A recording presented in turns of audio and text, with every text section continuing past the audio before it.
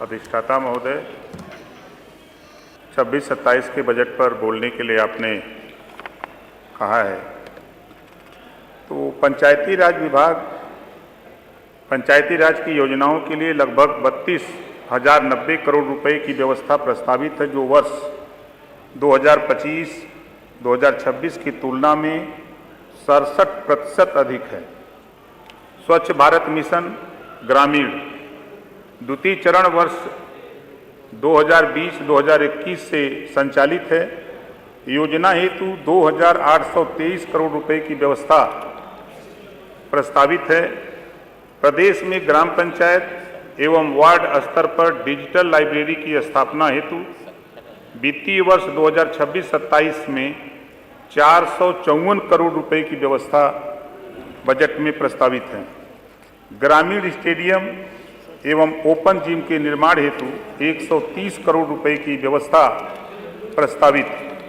ग्राम पंचायतों में 1000 बहुउद्देशीय पंचायत भवनों का निर्माण कराए जाने हेतु वित्तीय वर्ष 2026-27 में लगभग 57 करोड़ रुपए की व्यवस्था प्रस्तावित है।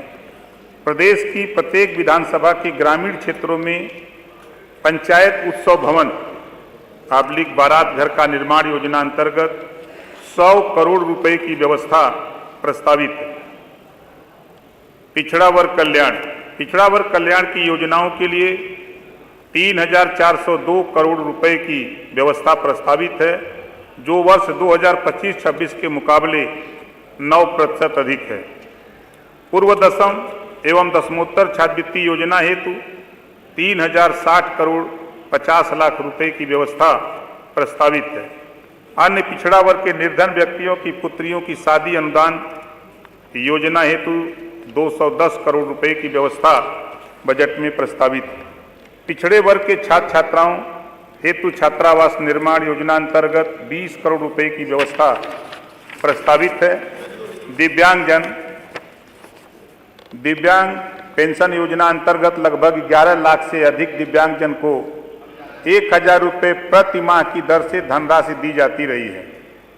वर्ष 2017 से पूर्व यह धनराशि 300 रुपये थी। योजना हेतु 1,470 करोड़ की व्यवस्था प्रस्तावित। अल्पसंख्यक कल्याण की योजना हेतु 2,058 करोड़ रुपए की व्यवस्था प्रस्तावित।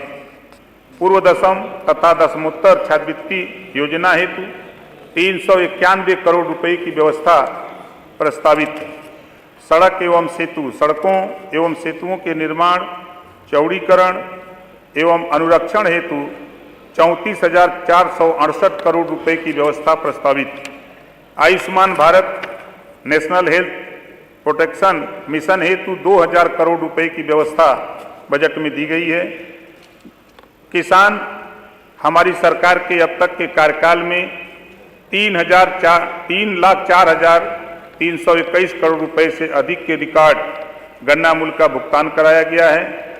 यह भुगतान इसके पूर्व के 22 वर्षों के सम्मिलित गन्ना मूल्य भुगतान 2,13,519 करोड़ रुपए से भी 90,804 करोड़ रुपए अधिक है। एक जनपद एक व्यंजन जो एक नई योजना है, तो पूरे उत्तर प्रदेश के 75 जिले में लागू होगी। इसके लिए 75 करोड़ रुपए की व्यवस्था है।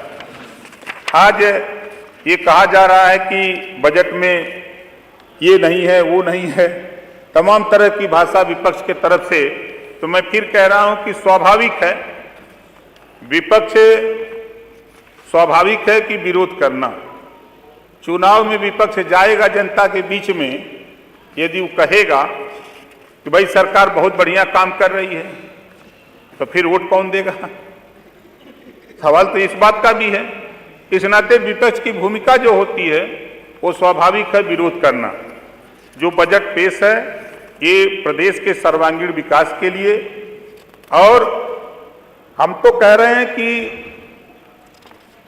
दलीय चश्मा उतार करके अगर लोग देखें तो चाहे सड़क को देख लें, गोरखपुर लिंक एक्सप्रेसवे पर जाते भी होंगे, पूर्वांचल एक्सप्रेस से भी जाते होंगे। इधर जो सपा गवर्नमेंट में बनी है आगरा एक्सप्रेसवे, गंगा एक्सप्रेसवे काम चालू है। तो एक्सप्रेसवे जो बन रहे हैं उसकी रफ्तार सभी, चाहे पक्ष के हों चाहे विपक्ष के हों, सभी की गाड़ियों की रफ्तार तेज हो गई। और मजे की बात कि हम सभी लोग, हमारे परिवहन मंत्री जी कैमरा लगाए हैं, जब कैमरे के नजदीक हम लोग होते हैं तो स्पीड कम कर लेते हैं और फिर पार करके स्पीड बढ़ा लेते हैं। ये दोनों लोगों के लिए लागू है। कल तक स्पीड हमारी क्या थी, हम अगर बलिया से चलते थे तो 8 घंटे में आते थे, लेकिन आज हम 4 घंटे में लखनऊ आ जाते हैं।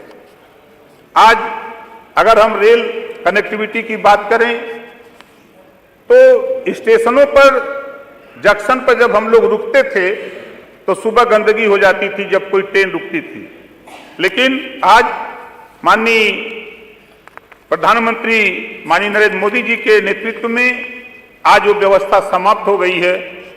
हम लोग जब 10 साल पहले स्टेशनों पर जाते थे ट्रेन पकड़ने के लिए तो चूहे कूदते थे, बड़े बड़े चूहे दिखाई देते थे, लेकिन आज इस सरकार में वो चूहे भी बेचारे नदारत हो गए, पता नहीं कहां चले गए। तो जो चश्मा देखने का, नजरिया देखने का है, उसमें अगर बदलाव ले आएंगे। आज सड़क से हम सभी लोग गुजरते हैं, बड़ी संख्या में बच्चियां स्कूल जा रही हैं। जो सपना सावित्रीबाई फूले ने देखा था, जो सोच, जो लड़ाई लड़ी थी, आज उस सपने को साकार प्रदेश सरकार आगे बढ़ा रही है। जो सोच महात्मा ज्योतिबा फूले, छत्रपति साहू जी महाराज, चाहे गौतम बुद्ध जी ने जो सोच रखा था, उस सोच को आगे बढ़ाने का काम वर्तमान सरकार कर रही है। जो बजट है ये पूरे प्रदेश के 25 करोड़ आबादी को ध्यान में रखकर 25 करोड़ आबादी के विकास के लिए, शिक्षा, स्वास्थ्य, रोजगार को ध्यान में रख करके किसानों को, छात्रों को, नौजवानों को, सबको ध्यान में रख करके बजट प्रस्तुत है। इस बजट के लिए मैं वित्त मंत्री जी को धन्यवाद देता हूं और मुख्यमंत्री जी का आभार व्यक्त करता हूं कि आपका जो ये बजट है, इस बजट से प्रदेश का सर्वांगीण विकास होगा। धन्यवाद।